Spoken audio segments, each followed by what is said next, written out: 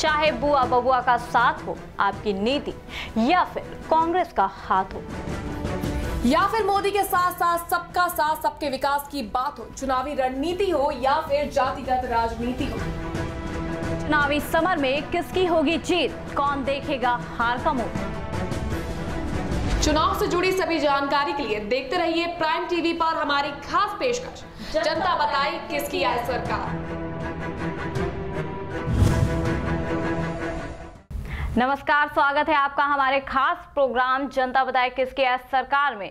आज हम बात करेंगे नए क्षेत्र की। जी हां, हम बात कर रहे हैं आगरा की, जहां से हमारे संवाददाता अमित शर्मा ने जानी जनता की राय। तो आइए आपको दिखाते हैं इस बार आगरा की जनता की क्या राय है लोकसभा चुनाव को लेकर।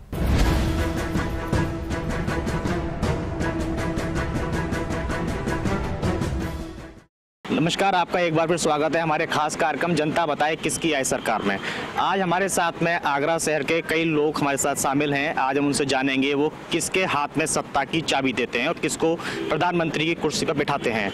कुछ लोग हमारे साथ मौजूद हैं, अभी उनसे जानेंगे कि किस तरीके से अपने वोट का मताधिकार का प्रयोग करेंगे और किसको सत्ता की चाबी इस बार वो सौंपने वाले हैं। क्या नाम है आपका? राजवी लवानिया, जिलाध्यक्ष आलू किसान विकास समिति आगरा। आप कैसा प्रधानमंत्री चाहते हैं अपने लिए? जो किसानों की आवाज़ सुने। अब तक तो आप देख ही रहे थे कि केंद्र और प्रदेश में भारतीय जनता पार्टी की सरकार और किसान त्रायमाम कर रहा था।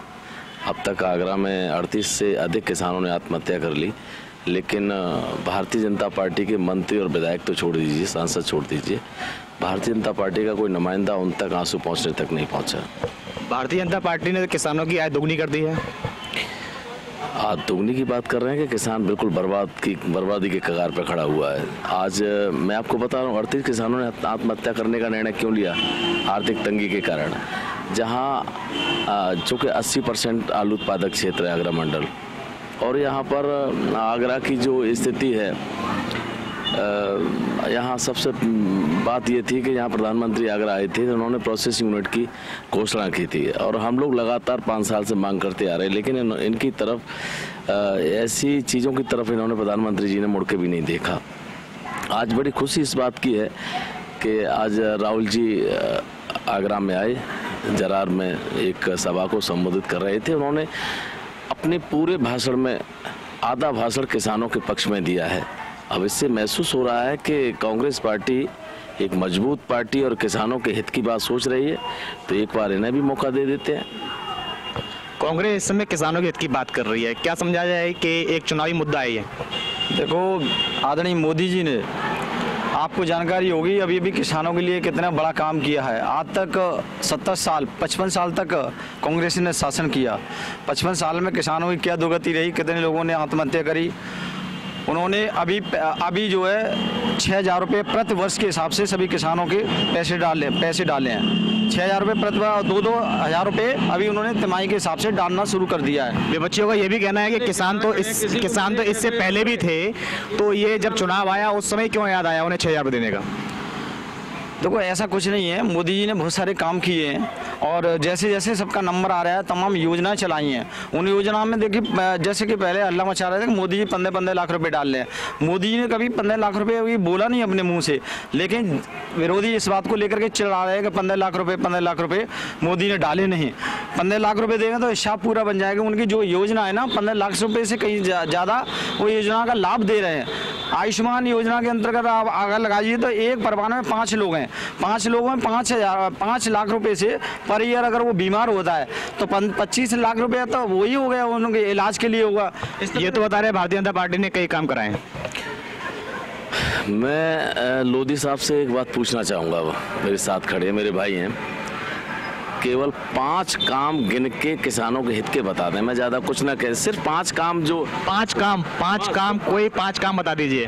5 काम देखिए, मैं किसान नेता नहीं हूँ, इसलिए मेरे को ज़्यादा जानकारी नहीं है, क्योंकि मैं शहर में राजनीति करता हूँ। लेकिन जो योजना है वो मैं 5 योजना, क्या 106 योजनाएं आदरणीय मोदी जी की चल रही हैं, उनमें से 5-6 ऐसी योजना बता देता हूँ जो इनको जानकारी होगी। स्वच्छ भारत अभियान के अंतर्गत पूरे देश को और मैं बता रहा हूँ, मैंने पहले बोल दिया किसानों के बारे में मुझे पता नहीं है, क्योंकि मैं राजनीति क्षेत्र में करता हूँ, यहाँ शहर में करता हूँ। आयुष्मान योजना चलाई उन्होंने, शौचालय बनवाए, इतनी बड़ी योजना कोई सोच नहीं सकता है। घर घर में पूरा देश आज़ाद हुए 70 साल हो गए देश को, लोगों के घर में पढ़ने के लिए रोशनी तक नहीं छात्रों के लिए। उन्होंने हर गांव में रोज बिजली पहुंचाई और वो भी बिजली फ्री में पहुंचाई। उन्होंने फ्री में कनेक्शन दिया लोगों को, बड़ी उन्होंने एडवर्टाइजमेंट किया। तो और एक योजना जो सबसे बड़ी थी पीएम हाउसिंग की, जो कि गरीबों को जो पैसे लौटाने नहीं, 2.5 लाख रुपए जो है शहर में दिए तमाम। उसमें किसी का ना हिंदू मुस्लिम देखा, सबका साथ सबका विकास के साथ में उन्होंने काम किया, बड़ी साफ नीयत के साथ में काम किया। ऐसा प्रधानमंत्री पूरे देश को मिलने वाला नहीं है जिसने देश का सम्मान बढ़ाया। और 8 कंट्रियों ने उनको सम्मान दिया है, अवार्ड दिया है, सबने पढ़ा होगा, सबने अवार्ड दिया है। तो इतना बड़ा हमारा प्रधानमंत्री जो हमारे देश का सम्मान बढ़ाने वाले हैं, ऐसे प्रधानमंत्री को तो हमें सत नमन करते हैं। कितना स्वच्छ हुआ अपना आगरा? आगरा पहले से काफ़ी स्वच्छ हुआ है। और जहाँ तक स्वच्छ भारत की जो बीड़ा उठाया है आदरणीय मोदी जी ने, वो निरंतर अग्रसर है। आप कहीं भी देख सकते हो, हमारा आगरा पहले की अपेक्षा काफ़ी स्वच्छ है। और आपने देखा भी होगा, जब इनको कैटेगरी दी जाती है तो आगरा धीमे धीमे स्वच्छता की ओर बढ़ रहा है। इनका कहना है कि आगरा स्वच्छ भी हुआ है, विकास भी हुआ है। आपका क्या कहना है? आगरा में जाके देखिए आगरा की कितनी खस्ता हालत है।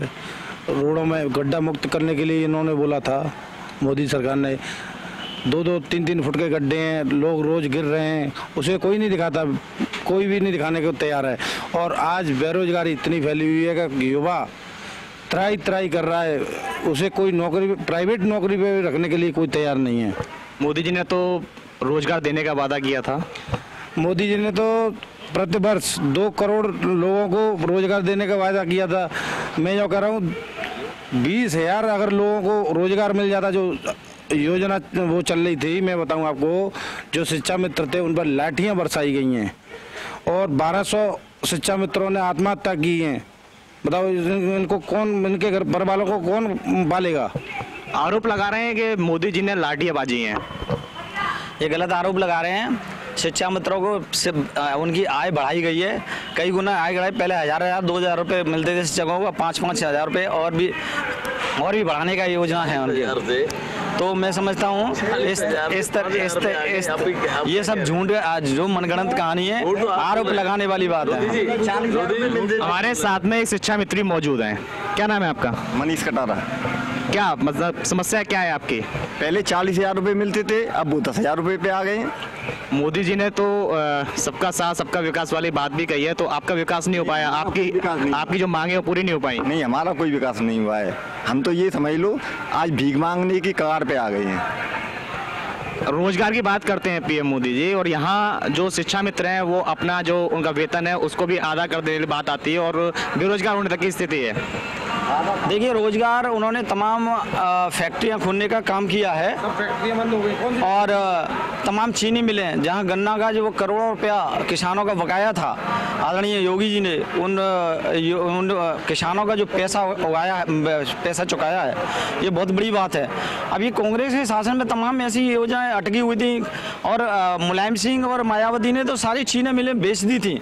ये बड़ी दुर्भाग्य की बात है, जहां हमारे मोदी जी ने उनको सबको कर्ज दे करके और उनको खुलवाने का काम किया है।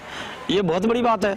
शिक्षा मित्रों के बारे में ज़्यादा मैं कुछ नहीं कहूँगा, क्योंकि शिक्षा मित्र पहले मैं जब पहली बार पार्षद था उस समय पे 2,000 रुपये मिलते थे हमारे शिक्षा। मैं भी मेरे कई स्कूल में मैं गया था, मैंने जानकारी दी 2,000 रुपये मिलते थे। अपना जीवन कैसे सर्वाइव करते हैं आई डोंट नो।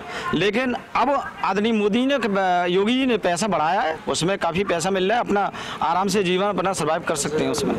शिक्षा मित्रों की आय बढ़ी है। शिक्षा मित्रों की आय बढ़ी नहीं है, घटी है। 40,000 से 10,000 पे आ चुके हैं। पहले 3,500 रुपये मिलते थे, अखिलेश सरकार ने उनको 40,000 रुपये पे लाया और योगी सरकार ने उनको वो 10,000 रुपये पे ला दिया है। यहाँ आरोप लगाया जा रहा है इस तरीके से रोजगार देने की बात नहीं है, रोजगार छीना जा रहा है। क्या नाम है आपका? जी, मेरा नाम शाहिद खान है, मैं प्रदेश सचिव उत्तर प्रदेश कांग्रेस कमेटी। जिस तरीके से 2014 के अंदर में भारतीय जनता पार्टी के जो प्रधानमंत्री नरेंद्र मोदी जी उन्होंने सरकार बनाई थी, उन्होंने जो वायदे किए थे कि 2 करोड़ नौकरियां देंगे, ये करेंगे वो करेंगे, अब ये पिछले 5 साल के अंदर में जैसे इनके चुनाव नज़दीक में आए तो सारे मुद्दे उन्होंने बुला दिए, चाहे वो काले धन का मामला हो, चाहे वो GST का मामला हो या कोई भी मामला हो, वो वो हर एक बार चुनाव के अंदर में कुछ न कुछ ऐसे लेकर के आते हैं कि सारे पिछले मुद्दों से जनता का ध्यान भटका देते हैं। अब वो राष्ट्रभक्ति के ऊपर में लेकर के आ गए। ये सब बेकार की बातें। जिस तरीके से युवाओं को चला गया है, हिंदुस्तान का प्रत्येक युवा जानता है, उसके माँ बाप जानते हैं उसको किस तरीके से उसको पढ़ाई करते हैं। कोई अपनी ज़मीन बेच करके, अपना खेत बेच करके अपने बच्चे को पढ़ाता है, MBA कराता है, MBBS कराता है, वहाँ पर उसको सीट नहीं मिलती। हमारे देश का दुर्भाग्य है। भारतीय जनता पार्टी वाले तो राहुल गांधी को सीरियस लेते नहीं, वो मतलब बोलते हैं, उन्हें यही नहीं पता है कि आलू पेड़ से उगता है या जमीन से। ये सब बेकार की बात है। ये बेकार की बात है। हिंदुस्तान एक किसान प्रधान देश है। यहाँ पर 70% से ज्यादा किसान यहाँ पे निवास करते हैं। 30% के अंदर में शहर आता है, 70% के अंदर में किसान आता है।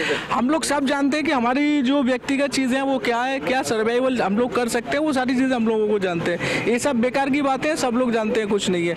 अब 2019 के अंदर में भारतीय राष्ट्रीय कांग्रेस की पूर्ण बहुमत की सरकार आ रही है। हम लोग सरकार बनाने के लिए जा रहे हैं और फिर आप देखिएगा हम लोग किस तरीके से न्याय योजना को लागू करते हैं और हर एक परिवार को उसका लाभ मिलेगा। विकास और सड़क की अगर बात करते हैं तो अभी भैया क्या नाम है आपका? अवनीश कांत गुप्ता। अगर सड़कों की बात की जाए तो योगी सरकार में सड़कें गड्ढा मुक्त हुई हैं अपने यहाँ? गड्ढा मुक्त हुई हैं सड़कें ही गड्ढा मुक्त नहीं हुए हैं। समाज में कई एक सुधार हुए हैं। मैं आपको बता देना चाहता हूँ कि पिछले 70 वर्ष में 75 वर्ष में जब से हमारा देश आज़ाद हुआ है, हमारी बहन बेटी असुरक्षित होकर के शौच के लिए जो खुले में जाया करती थी, उन महिलाओं को सुरक्षित करने का कार्य माननीय नरेंद्र मोदी जी ने किया है। आपको नंबर 1 ये बता दूं विकास। नंबर 2 विकास की बात आपको बता दूं, घर घर गैस पहुंचा करके उज्ज्वला योजना से हर महिला को लकड़ी इकट्ठा करने के लिए जो मजबूर हुआ करती थी उससे वंचित किया है। 2 या आपके विकास की बात हो गई। तीसरे विकास की जहाँ तक बात है, आयुष्मान भारत के लिए पिछले 70 वर्ष में अभी तक किसी भी सरकार ने ऐसा सुनिश्चित नहीं किया कि कोई भी सरकारी इलाज सरकारी खर्चे पर होगा, कोई भी इलाज सरकारी खर्चे पर होगा। लेकिन माननीय नरेंद्र मोदी जी ने इस योजना को चला करके भारत को जितने भी वंचित लोग हैं जो अपना इलाज करने में सक्षम नहीं है उनको इलाज कराने का कार्य किया है। ऐसी तमाम विकास की योजनाएं हैं। और सबसे बड़ा विकास आपको मैं बता दूं, जैसे ये कह रहे थे कि किसानों के हित में कोई कार्य नहीं किया है। मैं भी किसानों से जुड़ा हुआ व्यक्ति हूँ, मेरा भी शीतगृह का काम है और मेरे पिताजी भी किसान थे और मैं भी किसान रहा हूँ। मैंने अपने हाथों से आलू की सिंचाई भी की है, आलू की खुदाई भी की है। ऐसा नहीं है कि मैं केवल गाड़ी में बैठने वाला व्यक्ति हूँ। मैं आपको बता दूं, पिछले समय में जो हमारी भारतीय जनता पार्टी की पिछले 5 वर्ष से सरकार है और योगी जी की जो 2 वर्ष से सरकार है, उससे पहले हमारे यहाँ लाइट ऐसे आती थी कि कब आई और कब गई ये नहीं मालूम पड़ता था। मैं आपको बता देना चाहता हूँ कि 1 भी रुपए का कोल्ड स्टोर में डीजल नहीं फूका जा रहा है। किसान कोई भी सिंचाई से वंचित नहीं है। अपना खेती की सिंचाई वो सरकारी बिजली के माध्यम से कर रहा है, उसे डीजल लेने की कोई आवश्यकता नहीं पड़ी है। ऐसे कई एक कार्य हैं जो भारतीय जनता पार्टी की सरकार में हो रहे हैं। क्या सड़कें गड्ढा मुक्त हुई अपने यहाँ? देखिए, ये भारतीय जनता पार्टी का किसान को तोड़ने की बात है। देखो इन्होंने किसानों को 3 जगह तोड़ा है, मध्यम किसान, छोटा किसान, बड़ा किसान, ये 3 जगह डिवाइड कर दिया इन्होंने। और सड़क की आप बात कर रहे हैं तो मैं यहाँ पर गुप्ता जी से पूछना चाहूँगा कि क्या आप हवाई जहाज में चलते हो? आप नहीं सड़क पर चलते हैं तो अपने दिल पे हाथ रख के कसम, राम जी की कसम खा के सीधा सवाल है इनका। कसम झूठे लोग खाते हैं, कसम की इस चीज में कोई आवश्यकता नहीं है।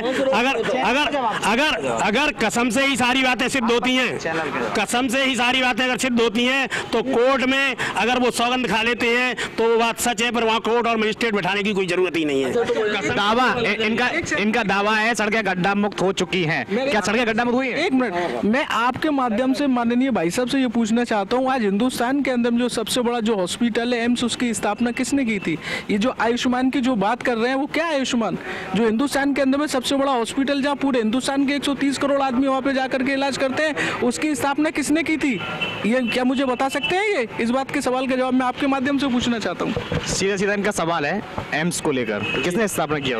देखो, एम्स की जो स्थापना हुई, मैं बता दूं, आप हिंदुस्तान के अंदर जब हमारा देश आज़ाद हुआ था उस समय एक सुई की नोक भी हमारे हिंदुस्तान के अंदर नहीं बनती थी।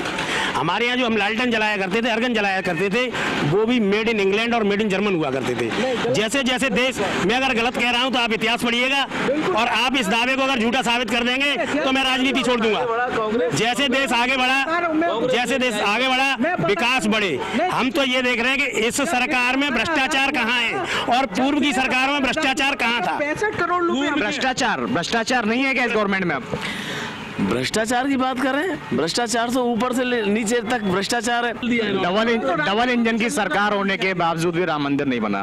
देखिए, भ्रष्टाचार की बात आती है तो इस सरकार में बहुत सबसे कम कोई भी प्रूव करके दिखा दे सपा बस वाले, हमारे किसी मंत्री पे, किसी भी हमारे प्रधानमंत्री पे कोई भी एक प्रूफ नहीं हो पाया भ्रष्टाचार। चिल्ला रहे हैं क्योंकि चोर सब इकट्ठे हो गए हैं। इन्होंने चोरियां करके इतनी तिजोरी बंद कर ली है जिसका कोई ठिकाना नहीं। आज भी तमाम इनके मंत्री, कांग्रेस के टाइम के मंत्री जो है अभी भी जेल में बंद है।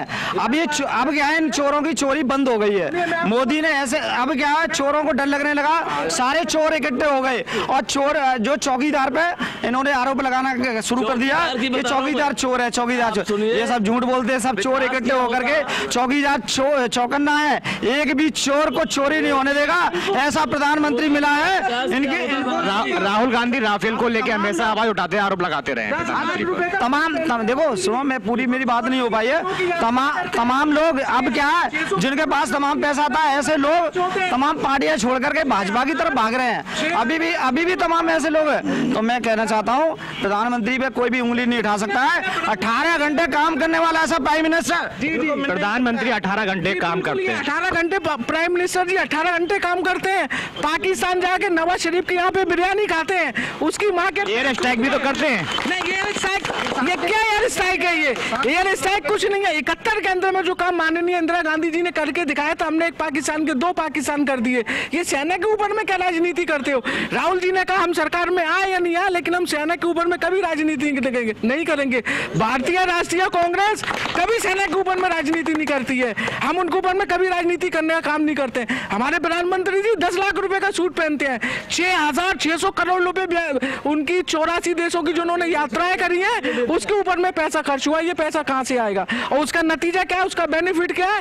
चीन बार बार वीटो का यूज करता है। जब हम लोग अजहर महमूद को विश्व आतंकी घोषित करने की कोशिश करते हैं तो चीन उसके अंदर में अड़ंगला लगा देते हैं। क्या प्रियंका गांधी के सहारे जी पीएम के ख्वाब देखते हैं राहुल गांधी? नहीं, पीएम का ख्वाब नहीं है, ये तो हिंदुस्तान की जनमानस की आवाज है। अब वो 5 साल के अंदर बुरी तरीके से परेशान हो चुके हैं। जिस तरीके से युवा परेशान है, दलित परेशान है, मुसलमान परेशान है, अल्पसंख्यक परेशान है, वो ये चाहते हैं कि एक नया भारत की स्थापना हो। किसान परेशान है, एक नया भारत आना चाहिए, एक नया विजन आएगा। राहुल जी है, प्रियंका जी है, एक नया विजन लेकर के आएंगे। हम लोग ये सन 47 वाला भारत नहीं, एक नया भारत बनाने की न्याय लेकर के आएंगे। अरे खाते के अंदर में 6,000 रुपए डालेंगे। कांग्रेस कह रही है एक नया भारत बनाने की। मैं कांग्रेस नया भारत बनाने की जो बात कर रही है राहुल गांधी के बलबूते पर, मैं आपको दावे के साथ कह सकता हूं कि राहुल गांधी हो, प्रियंका गांधी हो, सोनिया गांधी हो, अगर ये रायबरेली और अमेठी के अलावा कहीं से चुनाव लड़ेंगे तो निसंदेह ये सांसद भी बनने के लायक नहीं है। प्रधानमंत्री तो बहुत दूर की कौड़ी की बात है। इन लोगों के अंदर इतनी भी योग्यता नहीं है कि ये किसी गांव के प्रधान भी बन जाए। और जनता तो फैसला करेगी। 24 मई को आपको मालूम पड़ जाएगा। 24 मई को आपको मालूम पड़ जाएगा कि देश का नेतृत्व कौन करेगा। नरेंद्र मोदी जी की योग्यता में, राहुल मोदी जी की योग्यता में उतना ही फर्क है जो एक फैक्ट्री चलाने वाले में और वहाँ के एक स्वीपर में होता है। सीधा सवाल है इनका कि अगर उन 2 सीटों को छोड़ के कहीं और से चुनाव लड़ते हैं तो हार। तो मैं यूँ कह रहा हूँ, मैं ये पूछ रहा हूँ, जो सांसद थे यहाँ बाबूलाल, उनको छोड़ के दूसरा प्रत्याशी क्यों उतारा? अगर विकास किया होता तो उसी प्रत्याशी को उतारते ना। आपको डर लगा है ना कि हमने विकास नहीं किया, इस वजह से दूसरा चेंज कर दो, उसको यहाँ से हटा दिया, दूसरे को चेंज कर लिया आपने। टिकट क्यों काटे गए? दोनों ही लोकसभा सीटों के दोनों प्रत्याशियों के टिकट काटे गए। हमारे यहाँ प्रत्याशियों की बहुत लंबी लाइन है। हमारे यहाँ प्रत्याशी, हम देखते हैं योग्य से योग्य प्रत्याशी कौन है। जो योग्य प्रत्याशी होती है उनको टिकट देते हैं। यानी कि यहाँ पे तो 6 महीने, हर 3 महीने बाद प्रत्याशी चेंज होता है। जो ज्यादा पैसे दे देता है, 15 करोड़ 10 करोड़ जो ज्यादा दे देता है उसको टिकट मिल जाती है। ऐसी गठबंधन की राजनीति, महागठबंधन की राजनीति हमारी भारतीय जनता पार्टी नहीं करती है। आपके जो मौजूदा सांसद जो पिछले थे फतेहपुर सीकरी से चौधरी बाबूलाल, उन्होंने भी एक आरोप लगाया था कि मैंने फंड में पैसा दिया, फ्री में टिकट काट दिया। ऐसा मैंने कभी सुना नहीं है, और अगर ये आपकी जानकारी में तो मेरी जानकारी में नहीं है ये ऐसा कोई। देखो भाई, देखो हर पार्टी कहीं ना कहीं किसी न किसी फंडे से चलती है ना। तो वो हमारी अगर कहीं पार्टी में थोड़ा बड़ा अमाउंट दे दिया होगा तो मेरी जानकारी में नहीं है, और ये तो सदस्यता शुल्क है, दे दिया पार्टी फंड में दिया। आप ये अगर हम आगरा की स्वच्छता की बात करें तो कितना स्वच्छ हुआ आगरा? मैं एक बात कहूँगा इस सरकार की, एक सेकंड, इस सरकार, पहली बात तो 130 करोड़ जनता के प्रधानमंत्री उन्हें चोर नहीं कहना चाहिए। हर की मेन उपलब्धि, और हर आदमी इस बात को मानेगा कि जो बहुत बड़ा गैप था। एक सेकंड, अरे भैया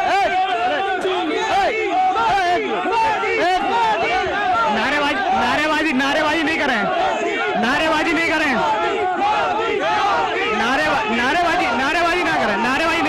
नारेबाजी नहीं करें, बात सुन लेते हैं, नारेबाजी ना करें, नारेबाजी। सबसे बड़ी बात देखिए, सबसे बड़ी बात ये है इस सरकार में जो मेन काम हुआ, आपने देखा होगा पिछले 5 साल में जो गरीब और अमीर का बहुत बड़ा फर्क था, ठीक है ना, वो खत्म हो गया। कारण क्या है, एक पावरफुल आदमी कुछ भी काम करने के लिए सज्ज था, वो कुछ भी कर सकता था, क्राइम कर दे तो, नहीं करे तो। अगर काम नहीं हो रहा है गलत काम, तो छोटे आदमी का नहीं हो रहा तो बड़े का भी नहीं हो रहा है। और बड़े लोगों को, एक सेकंड, जो गलत काम करने वालों को सबसे बड़ी प्रॉब्लम यही है। नोटबंदी से कितना फायदा हुआ देश? नोटबंदी से नुकसान भी नहीं हुआ कोई क्या नुकसान हुआ नोटबंदी से? नुकसान आप एक नुकसान गिनाइए ना, एक नुकसान गिनाइए आप नोटबंदी से, एक नुकसान गिनाइए। और सुनिए, आप नुकसान की बात है, सुनिए, नोटबंदी से हम पे फर्क पड़ा है। हमारा आलू नोटबंदी से पहले 1600 रुपए बिक रहा, फिर वो आलू 250 रुपए कुंटल बिका। हम पे फर्क पड़ा है, इन पे क्या फर्क पड़ा है? इनका एक सेकंड, आलू अगर 2000 बिक जाए तो मोदी चोर नहीं है। 250 क्या मोदी ने रेट कम कर दिया आलू का? एक सेकंड सुना, आपने अल्पसंख्यक की बात की। 5 साल में किस अल्पसंख्यक को दिक्कत हुई? अगर से ना नोटबंदी से अगर 90 करोड़ हिंदू परेशान हुआ तो मुसलमान 30 करोड़ परेशान हुए थे। देश में 130 एक मिनट भैया, आप इधर आइए, एक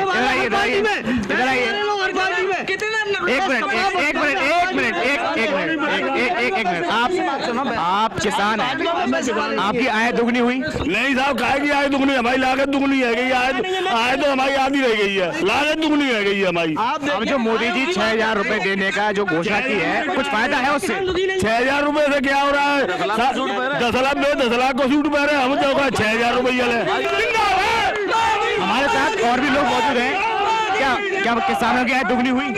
हुई है कि मेरे खाते में 2000 रुपए आ गई, तो उसकी किस्त आई है।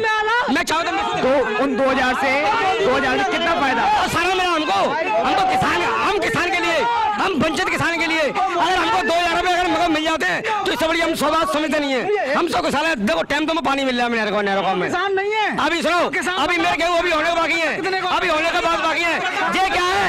ये ठावंदर है, जितने का है ठावंदर है। अभी भाई ने पीछे सवाल किया कि डीएपी का कट्टा कितने? डीएपी का देखो ऐसा है, अरे मैं बताऊं, लेकिन नकली डीएपी मिलता है 35 का। मेरे बड़े भाई, मेरे छोटे भाई वो रहते हैं, वो सब लाते हैं, हम लोग शहर में रहते हैं। लेकिन जो चीज असली नहीं है, जो किसानों का वक्त है, मेरे मालूम है, मैं क्या एक मिनट, थोड़ा शांति। सबसे पूछेंगे सारे सवाल,